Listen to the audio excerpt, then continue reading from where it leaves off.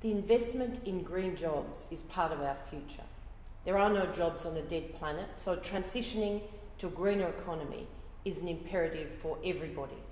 Last year, the ITUC research showed that in just 12 countries, with 2% of investment every year for 5 years, we could drive 48 million new jobs. 48 million new jobs in just those 12 countries. Imagine what we could do with the political will of governments to invest in green economy technologies in every country. However, we're facing a lack of political will. We know that governments have foolishly bought austerity policy without a jobs plan for growth. We know that the attack on rights for working people is making people more frightened, and the narrative that is turning people away from investments in the green economy is being fuelled by those self-interested in the traditional areas of investment in those products and services not part of a future green economy. We know that it's possible.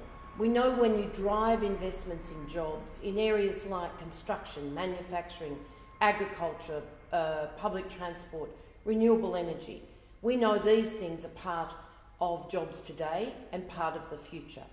We have to create new green jobs, but we have to green every job, and yet we still face the reluctance. We know that governments have to change their mind. We know that investors have to change their mind.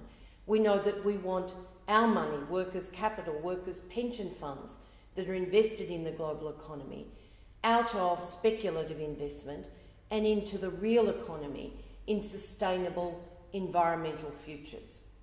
Jobs for our children and grandchildren, that's our demand.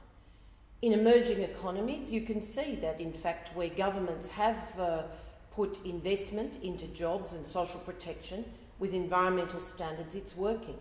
But we need to drive this approach everywhere, in each economy, across the global economy. So social dialogue's critical.